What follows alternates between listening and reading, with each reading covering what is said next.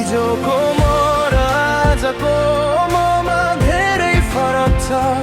आँसु लुकाउने मान्छे आज हाँस्न थालेको छ। समयले घाउ दियो, समयले मलमम पनि। हिजो हारेको मान्छे आज जित्न थालेको छ। च्यातिएको जुत्ता खाली खल्तीको दिन, कसैले नबुझेको मेरो भित्री पीडा थियो त्यति बेला। सपना ठुलो थियो, अवस्था सानो थियो, अँध्यारो रातमा पनि मनभित्र उज्यालो थियो। धेरैले हाँसे, धेरैले ताने खुट्टा, तर म रोकिएन बढी हे टुट्दा टुट्दा।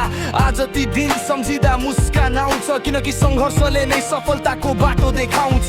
घाउहरू अझै छन् तर दुख्दैन अब। समयले सिकाएको पाठ बिर्सन्न अब। हिजोको म र आजको ममा धेरै फरक छ।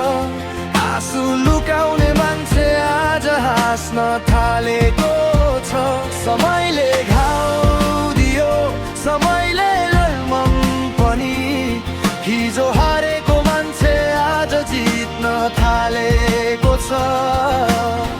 पैसा भन्दा ठुलो रहेछ आत्मविश्वास, हार भन्दा ठुलो रहेछ फेरि उठ्ने प्रयास। आज पनि सपना आकाश भन्दा माथि छ, यात्रा बाँकी छ, गन्तव्य अझै टाढा छ।